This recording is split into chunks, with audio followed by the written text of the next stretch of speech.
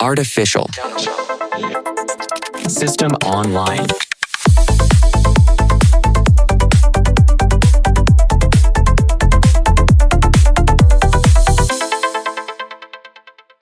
Welcome to Surviving AI. I'm Carla Thompson. And we are back for Season 2. We are. This is the Protection Playbook. And for the better part of a year, we really focus on understanding the threat. We did. It was all about where AI is headed, which jobs are most exposed, and why the white-collar world is facing this huge, unprecedented transformation. We delivered the cold, hard numbers on displacement, and now we're shifting gears. Completely, we're moving from defense to offense. It's time to build immunity. Exactly. This is Episode 7, Healthcare and Public Safety, the Untouchables. And if you're joining us today, maybe you're worried about the future of your career. Yeah. We are going to start right now with a strong conclusion. A conclusion supported by just ironclad data. Yes. If you want security, real security, if you want a career that will survive, and not just survive, but thrive past 2035, you have to look at healthcare and public safety. There's really no other way to put it. These sectors are structurally, legally, and just physically protected from the current automation wave.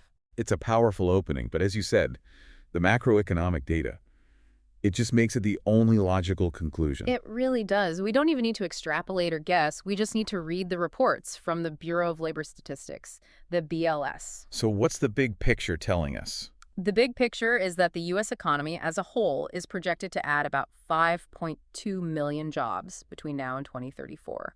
Which sounds like a good number on its face. It sounds good, but when you look at the growth rate, it's incredibly sluggish. We're talking just 3.1% total growth across all industries. So if the tide is barely rising for the whole economy, that means some ships are definitely sinking while others are, being shot into the stratosphere. That is the perfect analogy. And it means our two focus sectors are driving almost all of the growth.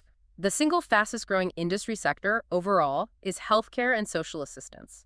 It's projected to grow by an astounding 8.4%. 8.4%.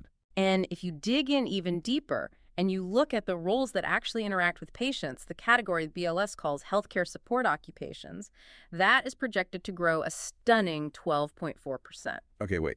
12.4%. That is 4 times the national average. Mm-hmm. When we talk about finding a safe harbor, that right there is the definition of a structural systemic advantage. It is. But what does that look like in raw numbers? Because that's what matters to someone listening, thinking about making a change.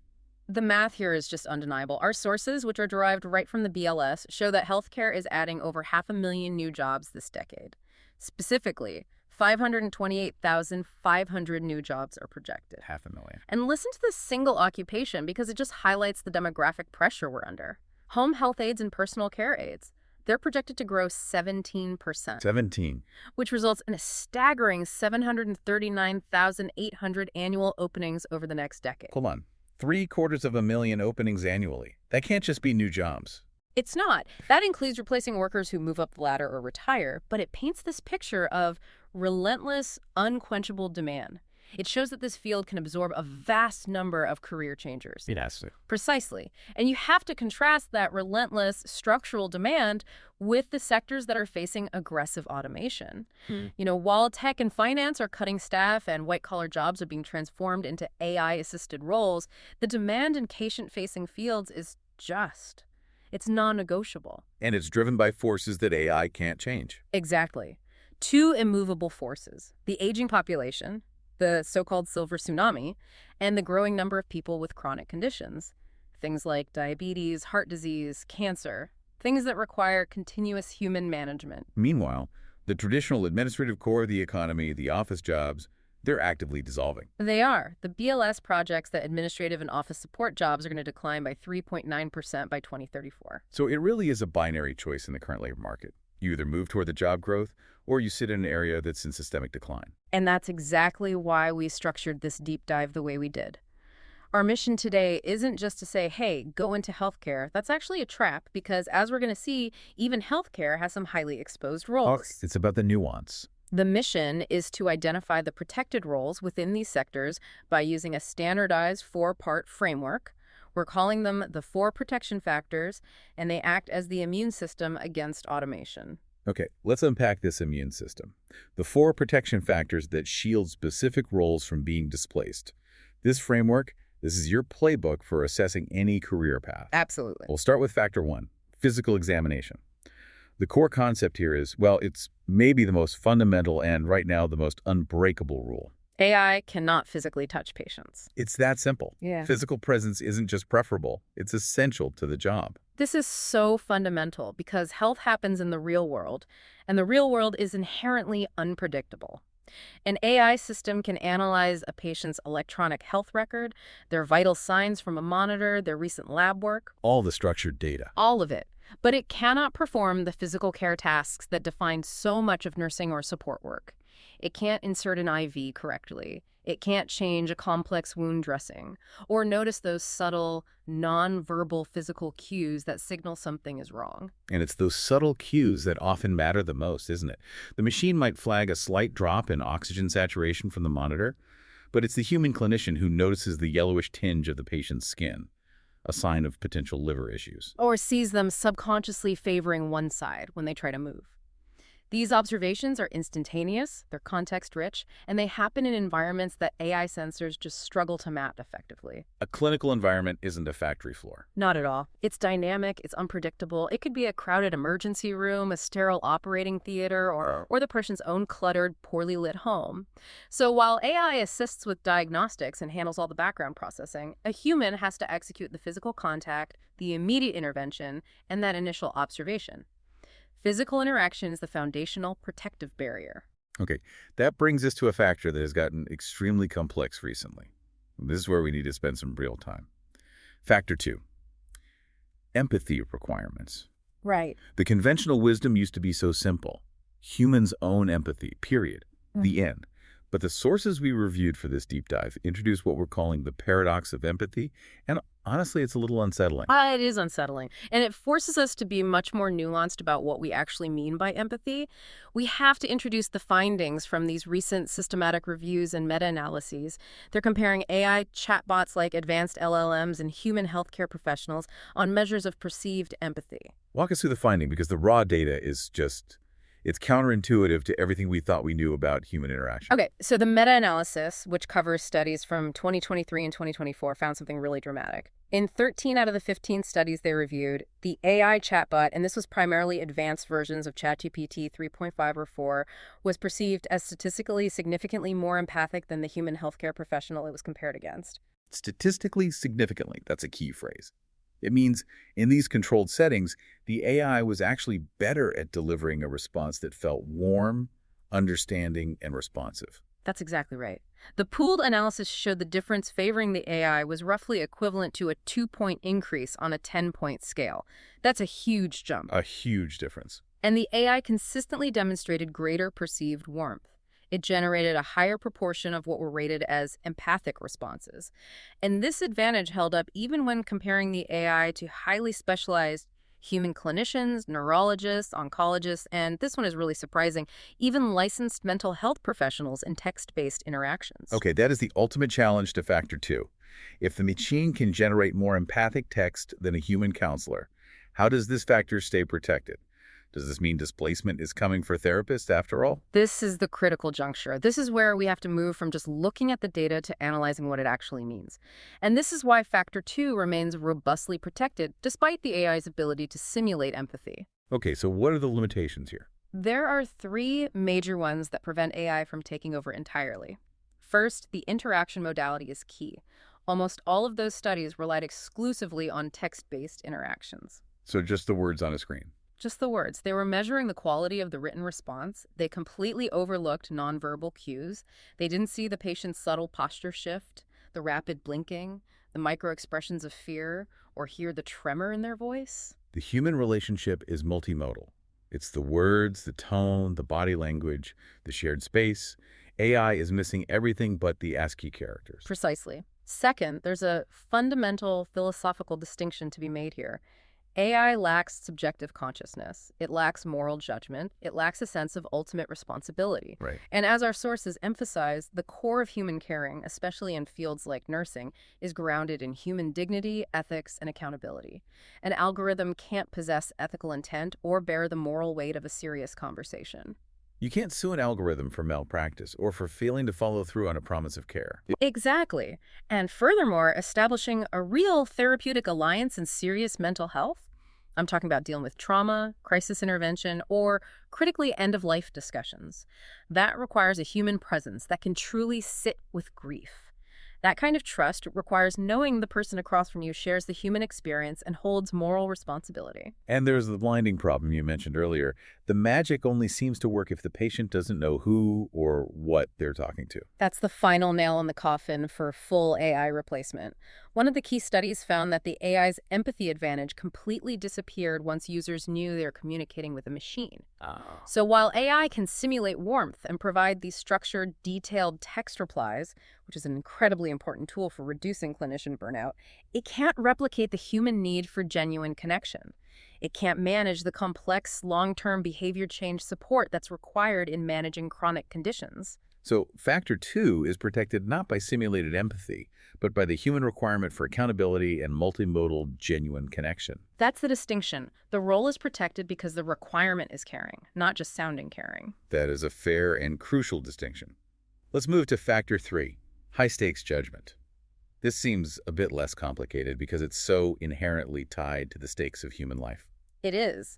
This factor captures clinical intuition and life or death decision-making under duress.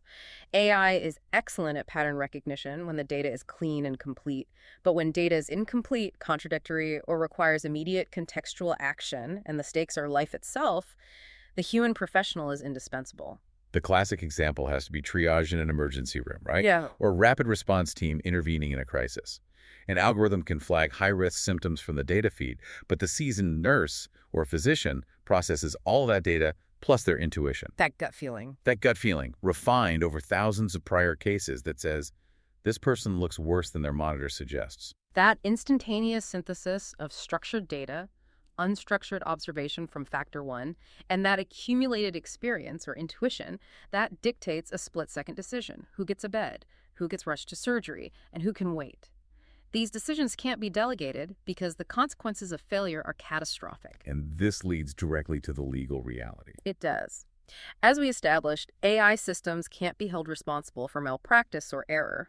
A licensed professional must legally bear the accountability for the decision. If an algorithm suggests the wrong course of action, it's the human clinician who signs the forms, takes the action, and ultimately faces the consequences. This structural reality ensures the human role is indispensable whenever critical well-being or life is at stake.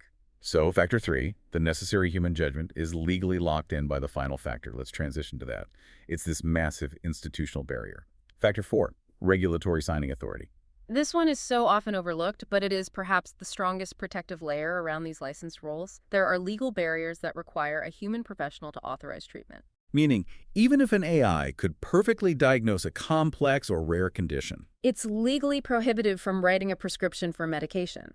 It can't sign an official care plan, order an invasive procedure, or authorize a medical leave of absence for a patient. this sounds simple, but that regulatory process is a powerful moat, isn't it?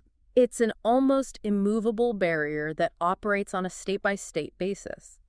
Think about what it would take to change these laws. To allow an algorithm to prescribe fentanyl or order a complex chemotherapy regimen, it would involve a massive regulatory undertaking. You'd need professional boards, the medical and nursing boards, to agree. You'd need lobbying, years of legislative wrangling. In every single state. That kind of systemic inertia provides a decades-long protective layer around licensed roles like MDs, nurse practitioners, pharmacists, and the registered nurses who coordinate these care plans. So when you're looking for career security in this industry, you're looking for roles where you must be physically present, Factor 1. legally accountable, Factor 4. and require genuine human connection and subtle judgment. Factors 2 and 3. When that combination is present, your career is, for all intents and purposes, AI-proof. Okay, now that we have the framework, let's move from theory to the specific protected job titles. Let's focus on roles where the automation risk is generally between 5 and 15%. This is where we show you, the listener, where you can land. Let's do it. We have to start with foundation. Registered nurses, or RNs. We need to talk about why 3.2 million of these roles are not just safe, but growing. RNs are the operational core of healthcare, and they are shielded by that trifecta of protection: physical care, continuous patient education and observation, and emergency decision-making. The BLS data supports this, with persistent growth projected at 6% through 2033, which adds over 200,000 new jobs. And their median salary is substantial. The latest data shows it's around $93,600. But tell us, in the context of AI, what specific tasks are guaranteeing their protection? Well, while AI is making huge inroads in handling the administrative side, the charting, the scheduling, retrieving information, the RN handles everything involving physical patient contact. We're talking about administering complex medications, inserting IVs, managing blood transfusions, complex wound care. All Factor 1 tasks. All Factor 1. And they coordinate care during moments of crisis. Furthermore, they are the key conduits for Factor 2, for empathy. They lead patient education for complex chronic conditions. Teaching a patient how to manage new diabetes protocols or recover from heart surgery requires ongoing individualized coaching and behavior change support that an automated system just struggles to deliver with real impact. And the structural demand for healthcare is also shifting them into higher protection environments, isn't it? Absolutely. The growth isn't just in hospitals anymore. We are seeing major growth in outpatient centers, specialized clinics, and, most critically, in home care. As more procedures are done outside traditional inpatient settings, the RN has to be more adaptable, exercising high-stakes judgment factor 3 in these less controlled environments. So if the RN is the foundation, then the nurse practitioner, NP, is the ultimate growth champion in this deep dive. You mentioned a staggering growth rate earlier. Staggering is the right word. Nurse practitioner is projected to be one of the absolute fastest growing occupations in the entire economy. The projected growth rate is 40.1% from 2024 to 2034. That's adding over 128,000 new jobs. What's driving that explosive 40% growth? It can't just be the general demand for healthcare. It's a fundamental structural shift in how primary care is delivered in the United States. NPs possess all the protections of an RN, but crucially, they also have prescriptive authority, that's Factor 4, and diagnostic decision-making, Factor 3, at a much more advanced level. There's filling a gap. The huge gap created by physician shortages, especially in rural or underserved urban areas. They offer high-quality, cost-effective primary care. And that high autonomy is reflected in their compensation. A median pay of $132,050, and in many states, the ability to open and operate their own practice without physician oversight. It is the highest level of career protection and autonomy we've discussed so far. The career path is clear, it's established. RN to BSN to an MSN or DNP to become an NP.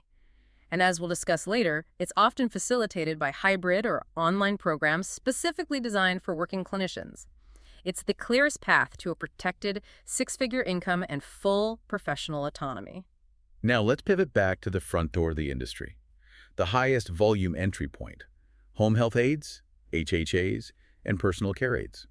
This is a critical discussion because this is the low barrier entry point into the most protected industry in the economy.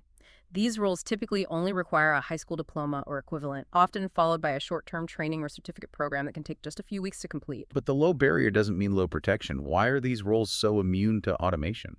They are protected by Factor 1 in home physical care, but in the most unpredictable environments possible.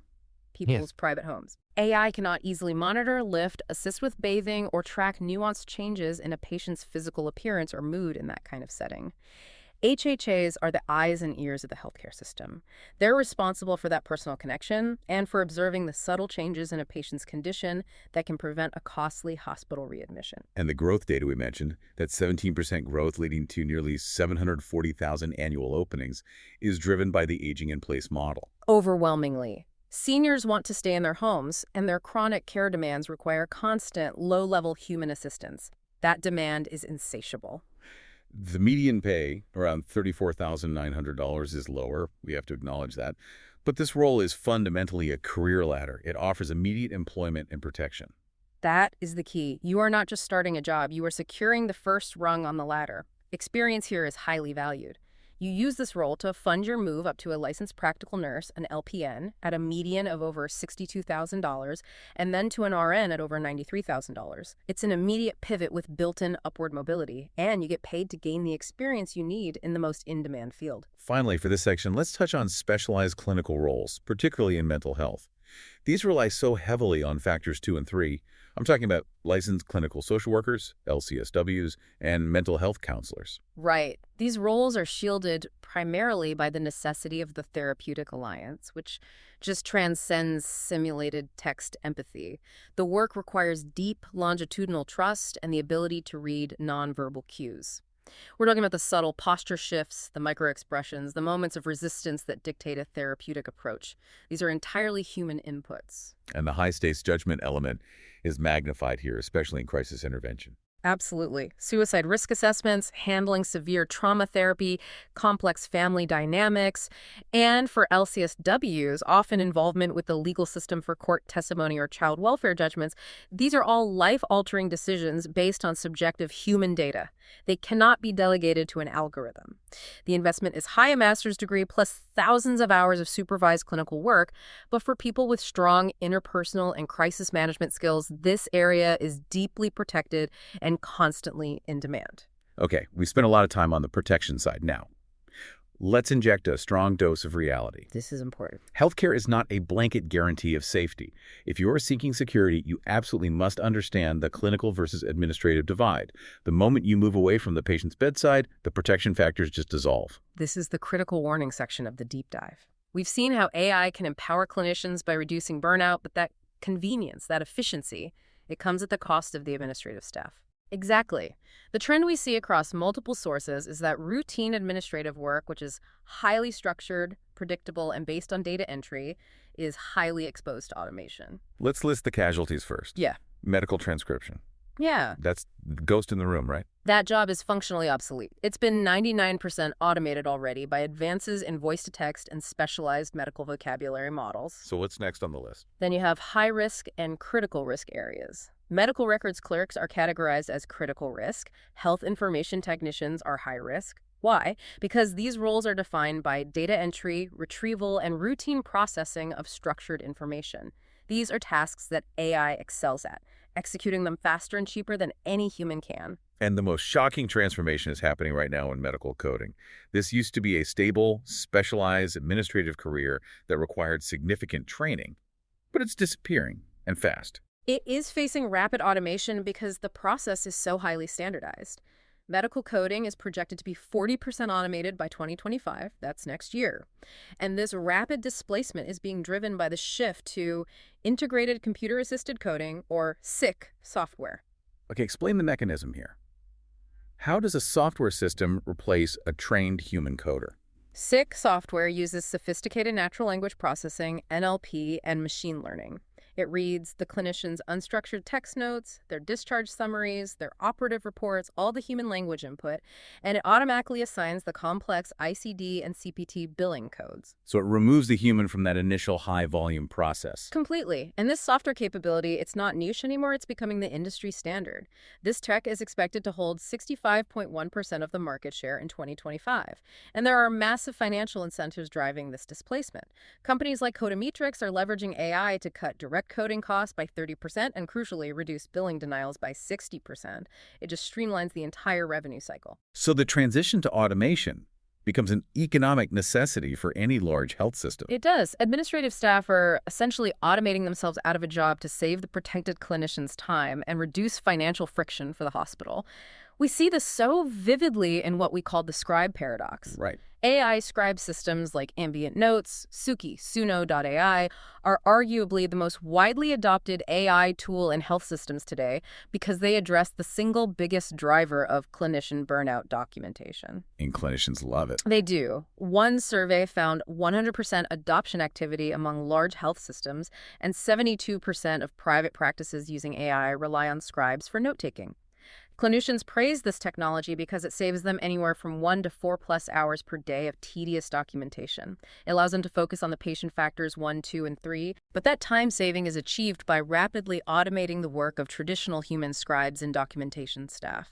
The clinician speaks, the AI listens, translates, structures the note, and files it. This direct automation validates that BLS projection we mentioned earlier, that office and administrative support occupations will decline by 3.9% by 2034. The lesson here is critical for anyone listening. If your job involves data entry, filling out forms, handling routine correspondence, or anything away from the patient bedside, you are highly exposed, even inside the protected healthcare industry. Clinical equals protected. Administrative equals exposed. It's that simple. Okay, let's pivot to the second major sector with ironclad protection: public safety. These roles share those core protection factors, but they apply them in a different high-stakes context. And right now, the demand is just as urgent as it is in healthcare. Public safety, which encompasses police, fire, and emergency medical services, is another sector where the automation risk is exceptionally low. It's routinely cited in the 5 to 10% range. And the core reason is simple. The work requires immediate physical intervention in unpredictable, often volatile situations. The shared protection factors are absolutely key here. Physical presence is essential for intervention and control. You can't automate that. Unpredictable situations mean no two emergencies are ever the same, which defies the structured logic that AI thrives on. And critically, split-second life or death decisions have to be made that rely on rapid, contextual human judgment that's way beyond algorithmic capacity. And these roles are also uniquely protected by Factor 2, empathy, but applied differently. Here it's about de-escalation and community relations. You need human rapport and the ability to read nonverbal cues in a highly tense, dynamic situation to prevent violence. AI cannot establish trust or credibility in a community. And just like in healthcare, there's a massive legal and regulatory component. That's Factor 4. Human officers are required for court testimony, for maintaining the chain of custody of evidence, and for legally bearing the accountability for the use of force. An AI cannot testify in court. A human has to be the accountable agent. So let's look at the key public safety roles, starting with police officers. We hear constantly about the difficulties cities are having recruiting and retaining staff. The current reality is massive, systemic vacancies nationwide. For instance, reports indicate that large metropolitan departments, like New York City, have over 3,000 open police positions. This just illustrates the national struggle to fill these high-pressure protected roles. And the barriers to entry are significant. They are. Academy training, state certification, rigorous background checks. But the conversation is solid, with median pay typically over $70,000, strong benefits, and reliable pension plans. The protection here goes beyond just the physical. Imagine trying to delegate a use-of-force decision to an algorithm in a fluid, high-stress scenario. It's legally and ethically impossible, which locks Factor 3, judgment, firmly in human hands. Next up, firefighters. They combine pure public safety duties with essential medical emergency response, which makes them highly diversified. Firefighters are required to hold EMT certification, plus they have to pass fire academy training. Their work is intensely Factor 1, physical presence in dangerous environments. The median salary is around $57,000, though this varies a lot by region and over time. This job demands physical stamina, intensive training, and immediate team-based judgment. It offers the exact type of stability and protection we've been discussing. And for the listener looking for the most accessible, fastest entry point in this Sector 1 that also offers experience that's highly transferable to nursing, we have to look at EMTs and paramedics. This is an excellent fast-track option. It provides immediate exposure to high-stakes medical decisions. EMT basic training is remarkably short, typically 120 to 150 hours, which translates to about 6 months of focused study. And a paramedic. Paramedic is a step up, typically a 2-year associate degree. The 2024 median pay for EMTs is $46,350. And crucially, this job forces you to develop rapid, high-stakes judgment skills in unpredictable pre-hospital medical situations. That experience is invaluable. If you decide to pivot toward advanced nursing later, having that trauma and critical care experience gives you a massive advantage and often accelerates acceptance into nursing programs. Finally, we have corrections officers. While they're often overlooked, they share those fundamental protection factors based on the immediate need for human presence. Their job is inherently centered on human-to-human interaction. Specifically, it's focused on violence prevention, behavior management, and crisis intervention within a controlled, yet often highly volatile environment. Reading nuanced human behavior, managing conflict, and maintaining physical control guarantees absolute protection from current automation. The high emotional and physical demands of these jobs ensure they remain firmly in human hands. So these jobs in both healthcare and public safety are often challenging. They're stressful, but they are recession-proof, they are AI-proof, and they offer clear career paths that prioritize skills AI simply cannot replicate: crisis management, physical stamina, and nuanced human judgment. We've established the why and the where the jobs are. Now we have to shift to the tactical level. This is the protection playbook strategy for pivoting into these highly secure fields, regardless of your current background. We need to look at the time investment needed for immediate security and long-term autonomy. Let's start with the fast track. These are paths that can move you, the listener, into protected employment in weeks or up to 18 months. This is for someone who feels they need to get out of an exposed job now. Your fastest, lowest barrier option is becoming a home health aide, HHA, or a certified nursing assistant, CNA. The training for HHA or CNA takes just 4 to 12 weeks. The goal here is immediate employment and experience. You gain protection within months. The entry pays around that $34,900 HHA median, but you have to view this as a strategic entry point, not the destination. Exactly. You are immediately in a protected role, you gain invaluable clinical experience, and often the employer will assist with tuition or give you scheduling flexibility for the next step up the ladder. The second fast-track option is the EMT Basic. Right. Training for EMT Basic is usually 120 to 150 hours, which translates to about 6 months of focused study and certification. This provides immediate high-quality experience with medical crisis and high-stakes judgment, and the 2024 median pay is $46,350. This experience is the most concentrated way to develop those Factor 3 skills quickly. And the third fast-track option, the one that provides licensed clinical status quickly, is the Licensed Practical Nurse, LPN. LPN programs are typically 12-month post-secondary non-degree awards. This accelerates you past the aide level directly into a licensed clinical role with a median pay of $62,340. These three options allow you to exit an exposed administrative job and gain protection and a professional income within a year to 18 months. Now let's move to the medium track, which requires 2 to 4 years. Here we hit the clear gold standard for stability and income: the registered nurse, RN. The path here is straightforward. You can either get an associate degree in nursing, ADN, in 2 years, or a Bachelor of Science in Nursing, BSN, in 4 years. For a career changer, the optimal strategy is often to get the ADN in 2 years, start working immediately earning that $93,600 median pay, and then leverage the RN to BSN bridge programs. This is a really financially shrewd path. You start earning a highly professional, protected salary immediately after just 2 years of school. And then many hospitals, which are struggling to retain BSN-prepared nurses, will actually pay for the completion of your bachelor's degree while you work full-time. It's an employer-funded education model that leverages that high structural demand. You essentially get paid a full professional wage to complete the degree that maximizes your long-term opportunities. Finally, the long track. This is 4 to 7 years, and it's for the listener targeting maximum autonomy, compensation, and the highest possible level of protection. Here, the champion is, without a doubt, the nurse practitioner, NP. This requires the RN credential plus a master's degree, an MSN or DNP. Given the flexibility of online programs and that 40.1% projected growth we discussed, this is the clearest path to a median pay of over $132,000 and the ability to run your own primary care practice.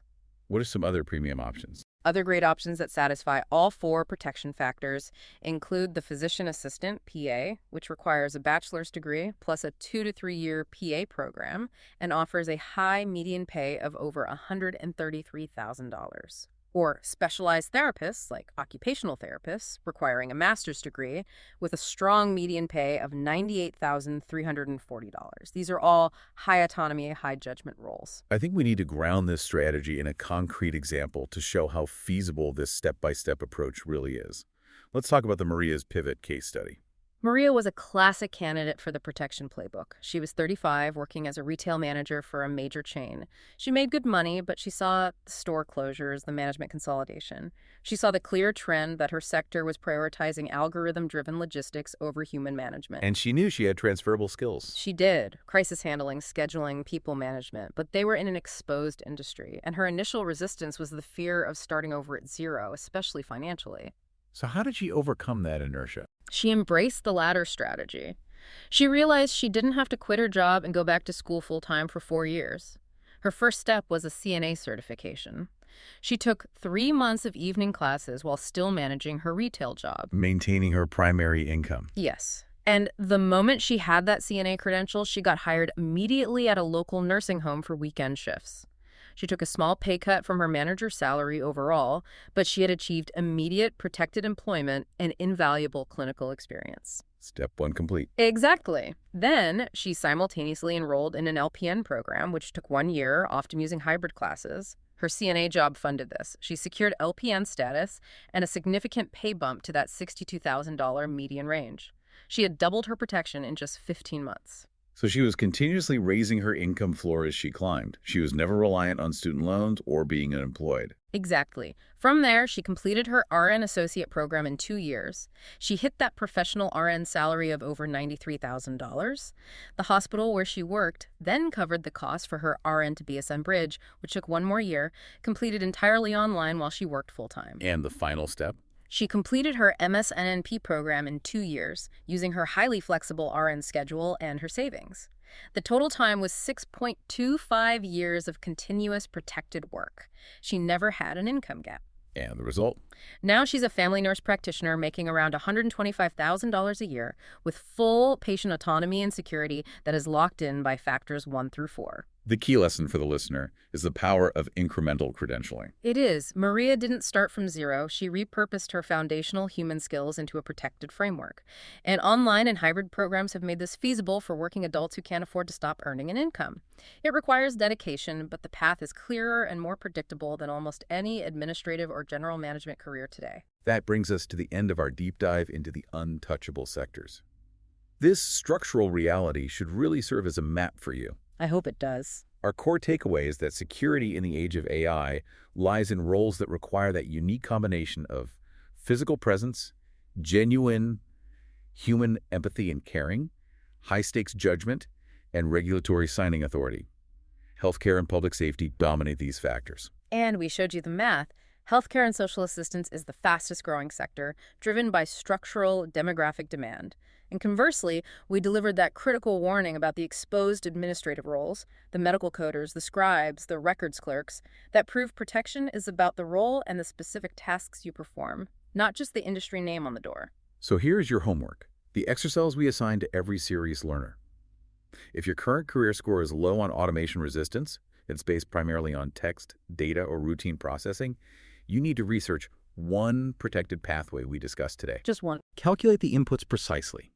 What is the training time for an EMT basic or an HHA certificate? What is the cost? What is the projected entry salary?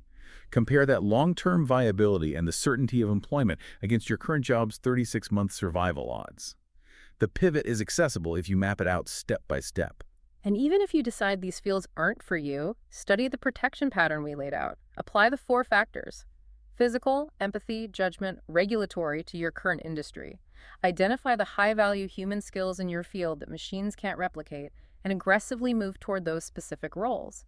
That is the fundamental survival strategy. The structural data is unambiguous. While we see high-profile job cuts across technology and administration, with tech companies cutting tens of thousands of roles, we know that healthcare is adding over 500,000 jobs this decade. The math is truly not complicated. The future belongs to those who provide high-value human skills in protected, high-demand environments. That structural reality is your map. The security you seek requires a commitment to a protected skill set. That's the end of our deep dive. Next week, we continue building the protection playbook. We're moving from the hospital and the precinct to the construction site in the service bay. We will tackle Episode 8, Skilled Trades, the $100K jobs nobody wants, and why that's your opportunity. It's going to be a good one. Until then, do the exercise, map your path. The future belongs to those who prepare for it.